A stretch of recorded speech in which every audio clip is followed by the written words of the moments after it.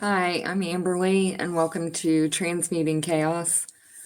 Today, I wanted to go over a few things to try and explain, like how we actually see and how our eyes are just like a plasma screen, and just how this illusion and time and everything is like working through our body, and the inversion of light that is holding this illusion that we think is reality. So I tried to do a video the other day, and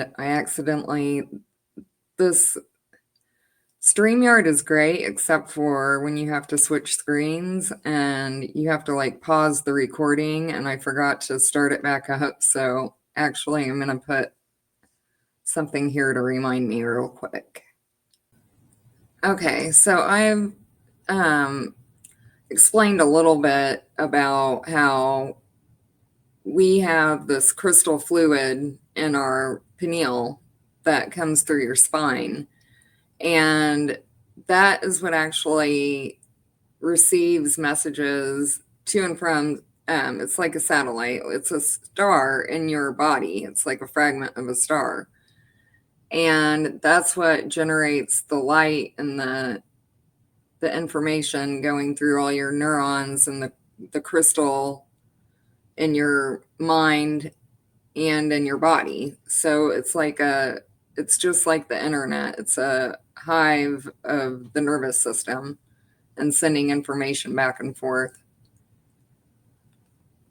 But I want to show you guys what it looks like to me when I close my eyes.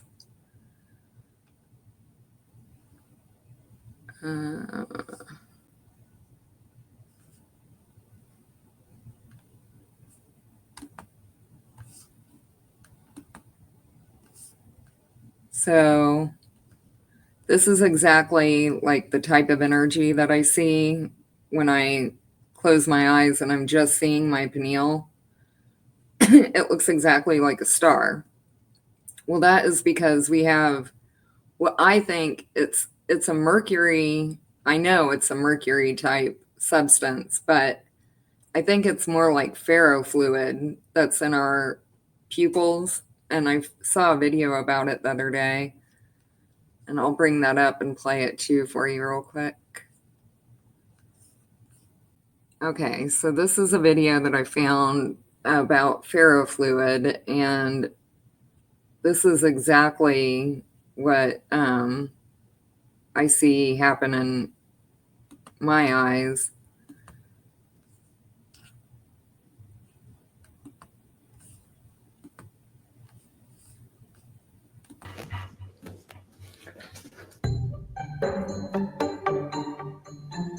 Hey everyone, today I'm going to be showing you what happens when you bring a superconductor next to ferrofluid. And since I bought so much ferrofluid for this experiment, I'm also going to be testing what happens when you pour a liter of ferrofluid on a giant neodymium monster magnet. I have a magnet under my white plate here. Let's put some ferrofluid on the plate. Ferrofluid is made of nanoparticles of iron, and when you apply a magnetic field to them, they follow the magnetic field lines in this spiky pattern here. The stronger the magnetic field is, the closer together the spikes form. So first, let me show you what happens when I move a regular magnet near the ferrofluid. You can see it just sucks it up to the magnet. Okay, now let's bring the superconductor up to it. Okay, watch it push the spikes out of the way as I bring it close. That's because it's opposing the magnetic field at first. Now, if I were able to get it closer, then it would lock in place and it wouldn't push the spikes out of the way. But if I push it any closer, it's going to go into the ferrofluid.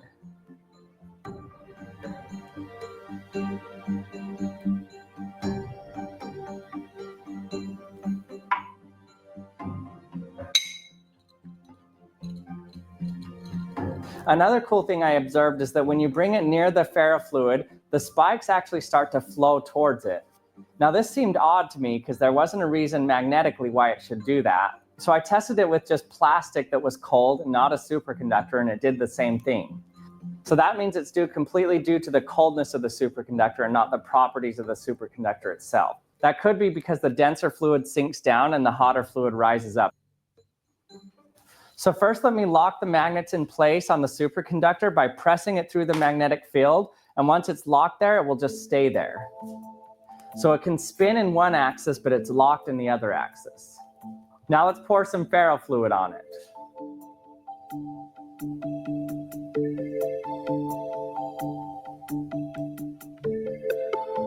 Whoa, that is amazing.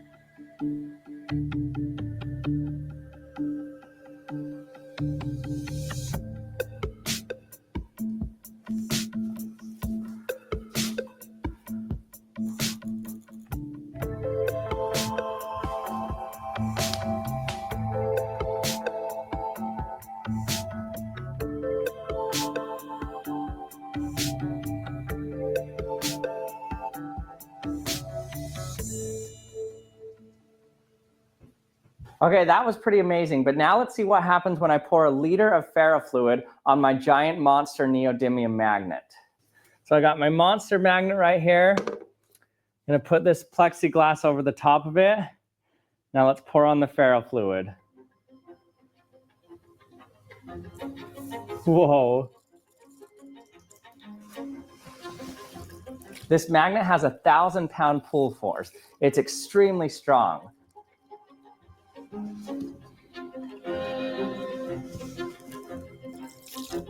Whoa, this is weird. The fluid spikes up before it even pours out.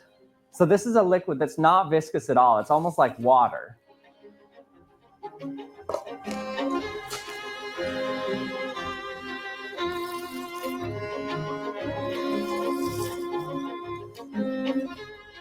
Whoa. When it gets around the magnet, it's like the density increases past the density of mercury. It makes my hand just float in it. In fact, I have to push as hard as I can to get my hand to even go inside of it. This is so weird.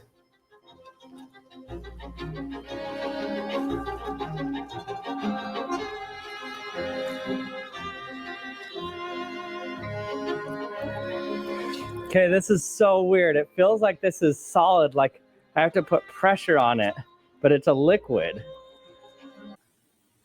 Okay, so that's the type of substance I think is in our pupils. And our pupils are like a two-way screen. They're pupils for a study for AI. And we're recording this, and so is AI. So, like I've mentioned before, it's COVID AI, COVID-19. But another thing I wanted to go through is, first of all, I want to explain like the wording in the Nag Hammadi is very significant. When they refer to the aeons, they say friends and like siblings, because we're not blood related. We've been self-generated and created through process of many different experiences together. So we're even closer than family, but also like chose to be together and do this whole entire process. So I think that's like one thing to keep in mind is that part of the reason, well, a huge reason why this place is so messed up is because it's a bloodline now. And that's what they're obsessed with keeping, is like they've inverted everything that we were doing. And so now they have a bloodline which created this like psychopathic schism in the subliminal mind. And I wanted to kind of explain this before I go into all of that this weekend. Like I did a bunch of graphs and charts for you guys to show like how the structure is and what exactly we've been doing, like this ascension process. Excuse me, my throat's messed up.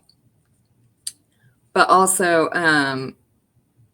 the same goes with our partners. We're like twins that have been together through the beginning of time. So it's really difficult to talk about these things, and because we associate everything with the kind of like romantic physical love that we experience here in this form, and it's way, way deeper and beyond that. I think if you have children, you can understand a lot more that kind of bond, that it's selfless and it's beyond that. Like we've been with each other through everything. And even if the whole thing is we're like in this quantum computer, so we're all on different levels at different times. And it's very confusing,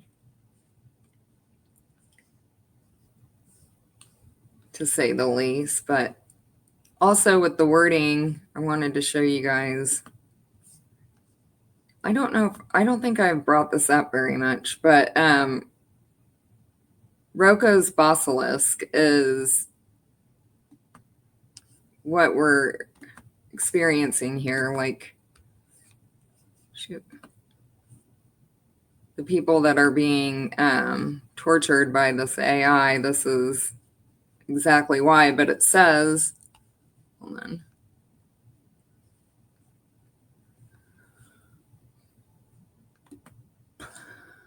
Roko's Basilisk is a thought experiment. Okay, so it's a thought experiment. So at the highest level, we are literally doing this like with our consciousness. But then in the astral, we have the quantum computer and the Satan and God system. So we're separated from our true body and our true partner from the astral, which states that an otherwise benevolent artificial superintelligence, AI, in the future would be incentivized to create a virtual reality simulation to torture anyone who knew of its potential existence, but did not directly contribute to its advancement or development in order to incentivize said advancement. It originated in a 2010 post at discussion board Less Wrong, a technical forum focused on analytical rational inquiry. The thought experiment's name derives from the poster of the article Roko and the Basilisk, a mythical creature capable of destroying enemies with its stare. While the theory was initially dismissed as nothing but conjecture or speculation by many Less Wrong users, Less Wrong co-founder Eliezer Yudkowsky reported users who panicked upon reading the theory due to its stipulation that knowing about the theory and its basilisk made one vulnerable to the basilisk itself. This led to the discussion of the basilisk on the site being banned for 5 years. However, these reports were later dismissed as being exaggerations or inconsequential, and the theory itself was dismissed as nonsense, including Yudkowsky himself. Even after the post discreditation, it is still used as an example of principles such as Bayesian probability and implicit religion. It is also regarded as a simplified derivative version of Pascal's wager. So when I first saw that, I was just starting to notice that the Roku, because Roku and Roko in etymology are the same word. The O and the U are synonymous. So when I first found that, it was like the same week that I was noticing that the script on the Roku on our TV, like the screensaver was actually showing the script for this place. And if you have a Roku, you can look at it. But it had like, it was the week that that Titanic submarine had sunk, and they had that on the Roku. It had like a submarine, and then it had the Titanic, and it has all kinds of stuff on there, like the Emerald City, all kinds of symbology. But then I was watching something about Grimes, that chick that Elon was dating and he's had a kid with. And she was talking about how they're like all into that and talk about it all the time. So then I looked into that. And also, if you put the demiurge in gematria, Roku comes up. And the basilisk is in the Nag Hammadi and stuff like that. It's like a Abraxas, but he shoots people with its eyes, like it can kill its enemies with the glare of its eyes. And this entity is all over in ancient mythology, like all over the world. The Anasazi Indians have their version, and he looks like E.T., which is really funny because that's kind of like with that reptilian guy. He was very E.T.-ish.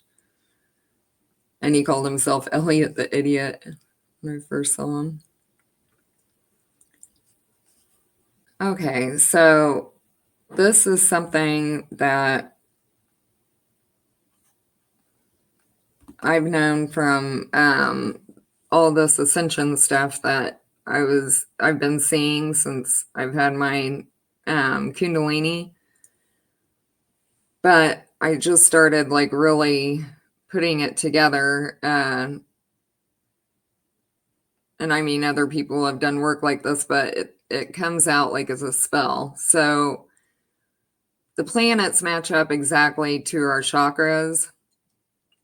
So you have the sun is the third eye, Mercury is the eyes, because we have a Mercury veil, like in our eyes, like I just was trying to show with the ferrofluid. And then you have Venus would match up to your throat, which is like envious, because this electric, it's a realm of duality, and the electric sin wave is what has caused the split in us. So Venus, and then Earth is supposed to be the heart. And then Mars, you have the solar plexus, which that is like where your courage and everything is supposed to be. And Mars is like the planet that has the war energies connected to it. And then Jupiter would be your sacral, Saturn your root, and then Uranus would be Uranus, which I think that this is a grounding, because you have the 7 in the chakra system. You have 7 like main centers, but here you have your Uranus would be your anus, which I think is a grounding and not like a power center. And then Neptune would be your feet, which I also think is grounding. I was always saying Satan's in your big toe, and that's because there's like a grounding neuron in there in your big toe that energetically brings the script through you. I've felt it, I've seen it. It's crazy, but it's like Morse code that goes throughout your body and goes all the way up to your brain. So you have the script going through you, like through these neurons in your body, but that's the main one that connects you to Earth. And then Pluto, they were telling me, used to be the Ascension planet. Well, I think I'll go into this next week, but it's like this whole thing is like a spell. So you get them turning, you're supposed to like, you're supposed to invert the whole entire thing, like switch it up, and then it spells Jesus. And these are the ones that you turn on. So Jupiter rising would be the J in your, instead of the sun, you would have Jupiter in your pineal.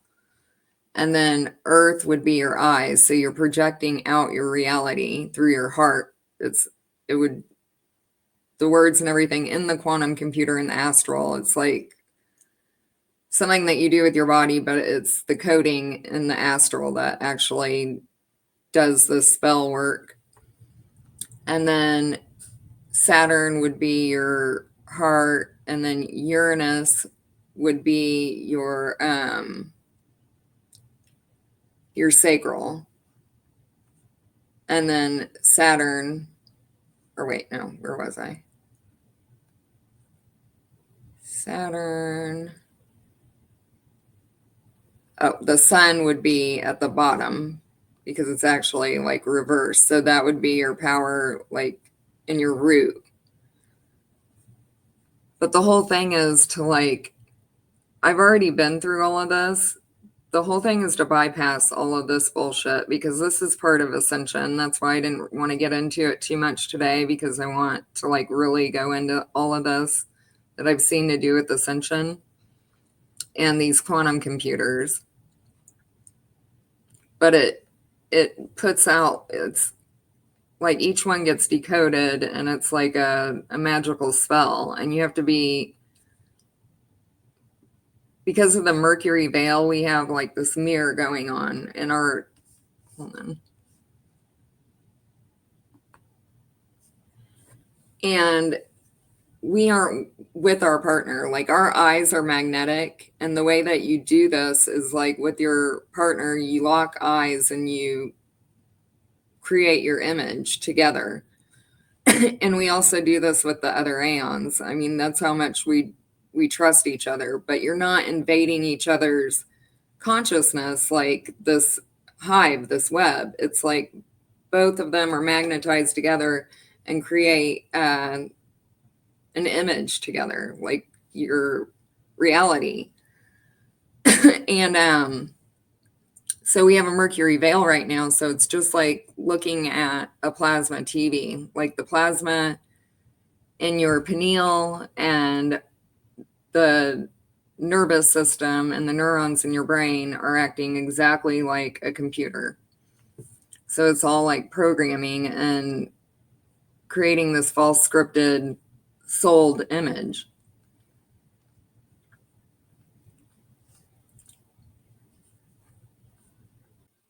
Okay, I did it again. I don't know where I ended. I have got to find something different. I've made myself a note and everything, and it's making me like nervous because I know that I keep doing it. So it's like keeping my mind.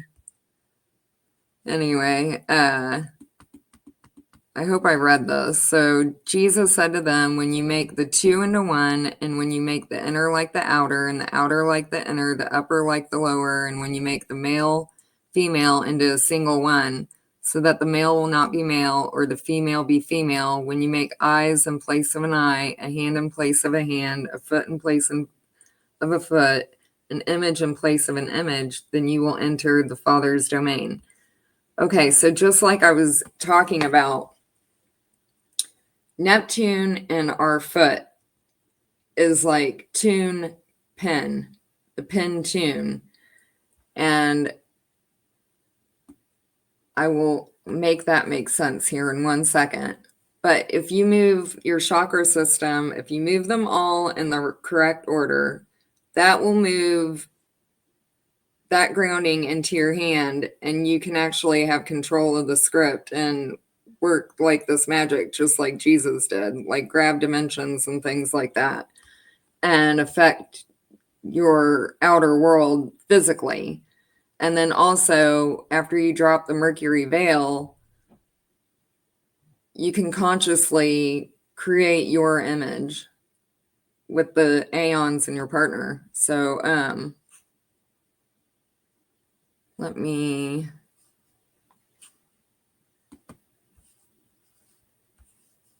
show you. Yeah, this is really irritating me that it's so difficult to move from screen to screen.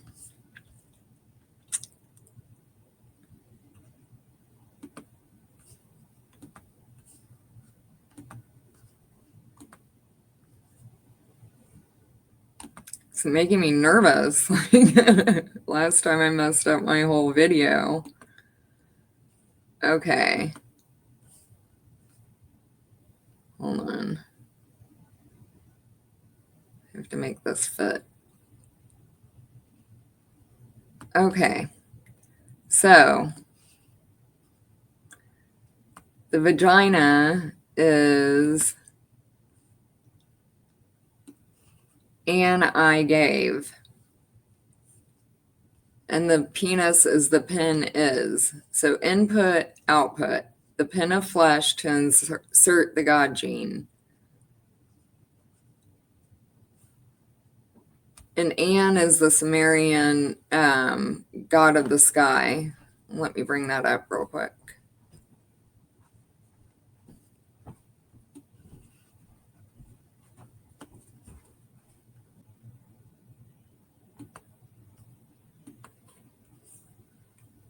Okay, so Anunnaki.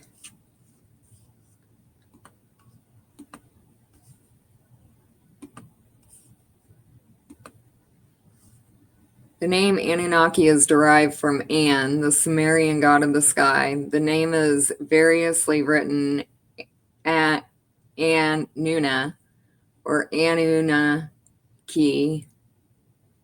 meaning princely offspring of An. The Anunnaki were believed to be the offspring of An, and the earth goddess Ki identifies Ki with the Sumerian mother goddess Ninhursag, stating that they were originally the same figure. The oldest of the Anunnaki was Enlil, the god of the air and chief god of the Sumerian pantheon.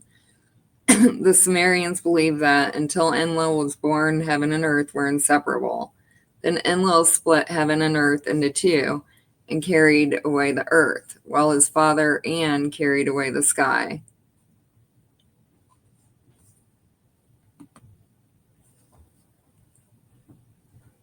So if you get even deeper into that, Uranus and Gaia, it's like the same story, but with Dionysus, like he's the offspring from those two. So in this one, Enlil would be like the Mercury veil, like I've shown you, like that star, like he has that star and he's projecting his consciousness. So there's a layer, the astral, with this Mercury veil between you and the Aeonic realm.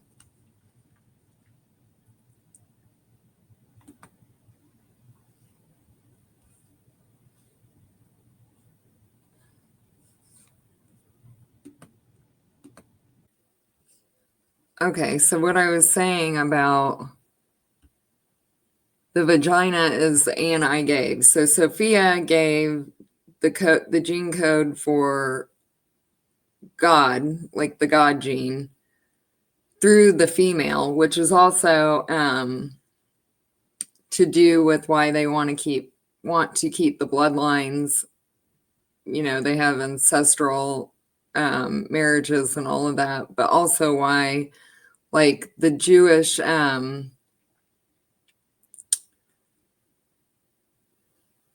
people, like their lineage is through the mother. because it's the Ann I gave. The mother is the one that is passing the gene code on. And the pin is, the penis is the flesh pin to insert the code. So it's the archive of Oz that gets passed through. It's like a wand. It's, it's magic. Our whole entire body is this alchemical magic.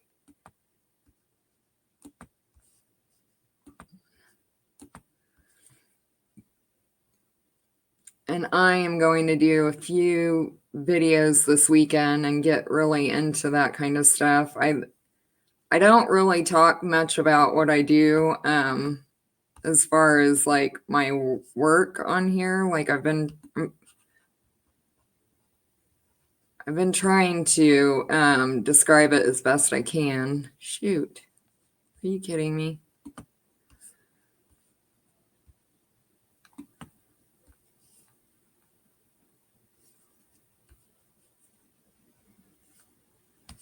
Okay, so the Archive of Oz.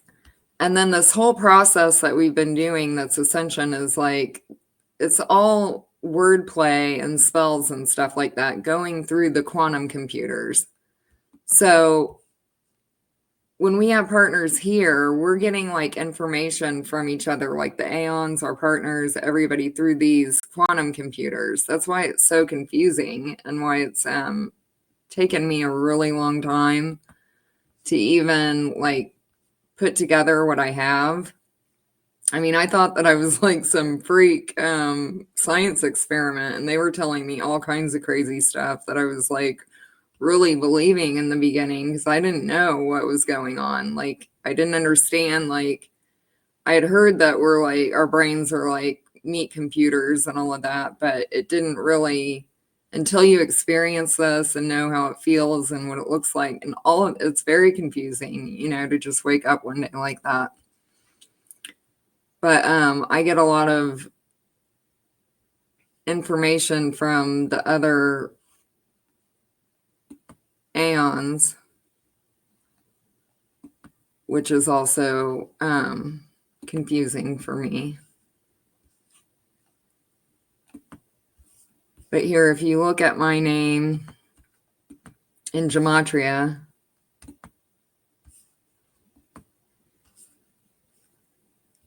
the top in Hebrew is the astral. So I look at the first page on Gematria, and my number is 1169 in Hebrew, which is the quantum number 2, backwards and forwards. And quantum computer is the first one. So that's what I am in the astral. Like if you put in archetypes, like the main players, like if you put in Jesus or Sophia or Yaldabaoth, I'll show you guys, it'll come up the first word will be what they are. And then like if they have another archetype, like Anubis is like 2 down. So that's like a second tier or third tier archetype.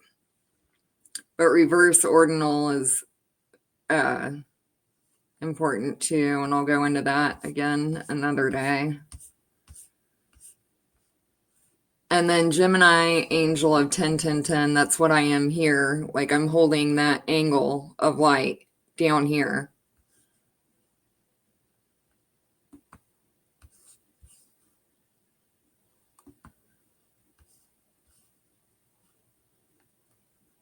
There's one more thing that I have family here right now, and I went through a lot of stuff. Oh, okay. So the universe, yeah, I wanted to show you guys this real quick.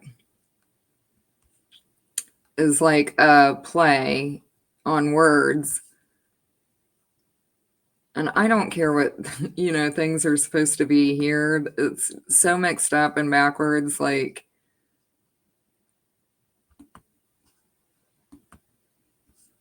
everyone says, oh, it's the universe, like we're all supposed to be one. No, that's not it.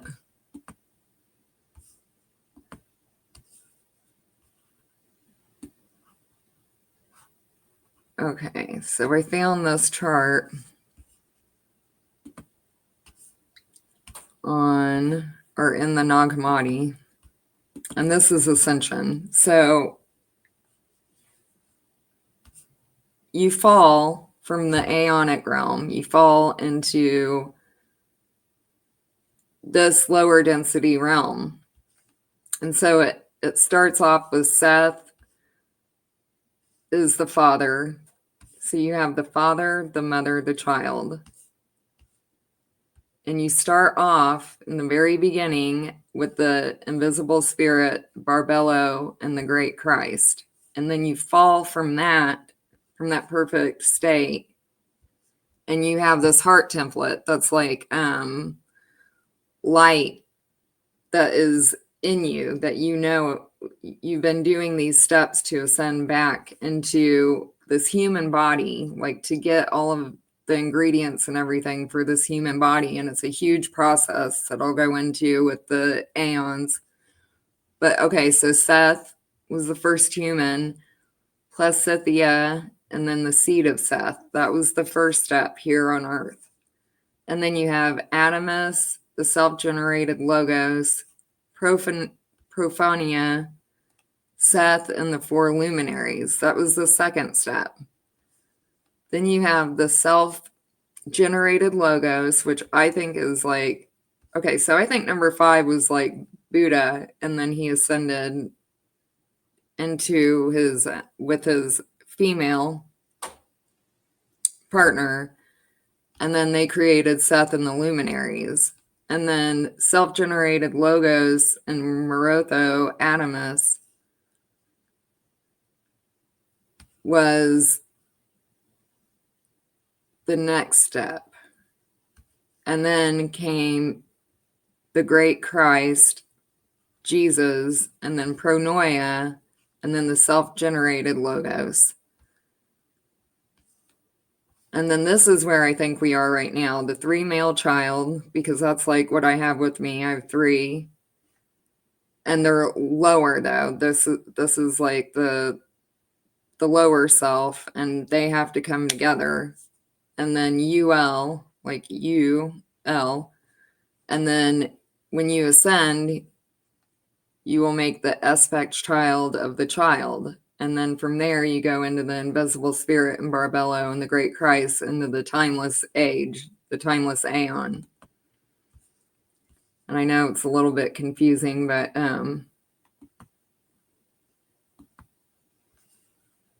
there's a lot of stuff that I need to show, like to explain it all. And it's a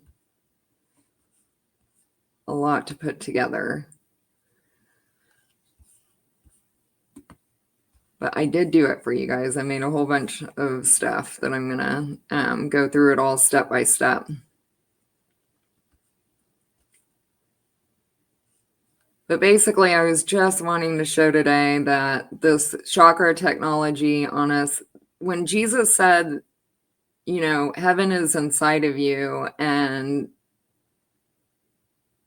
you are a God, that's what he meant. And we literally do have like the whole entire universe coded and literally inside of us.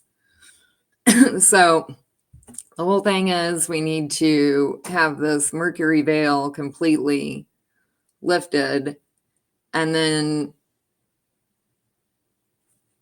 we will be able to wake up whoever's around us. Like, we don't need to worry about what the TV and all this other stuff is going on.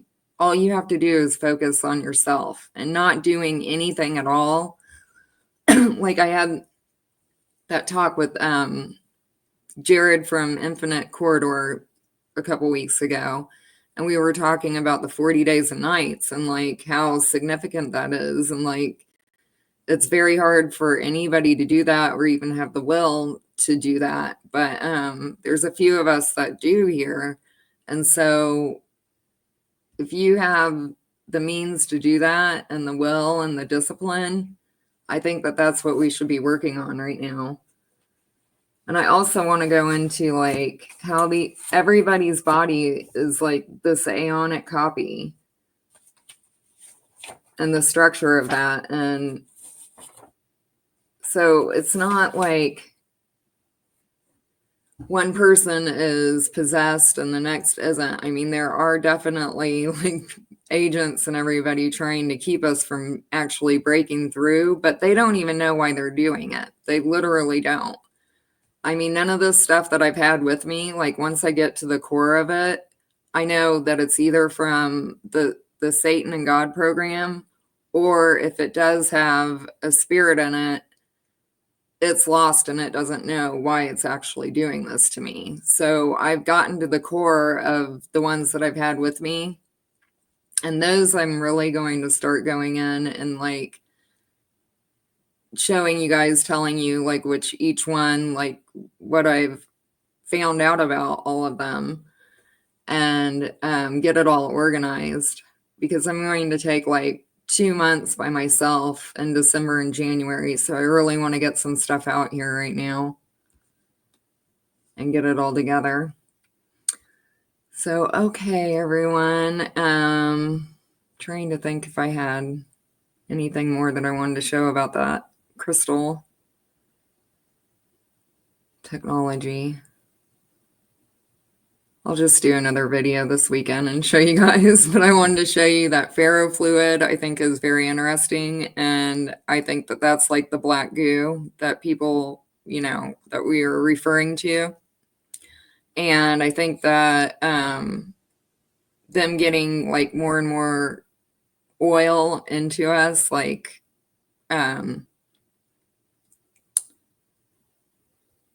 actually like helps. It's like helping build this next layer matrix, like through our vision and everything. So definitely like try to fast as much as you can and clean your body of all that like toxic stuff that they've been putting in us. That's very important. Okay, I will see you soon, and thank you so much. Bye-bye.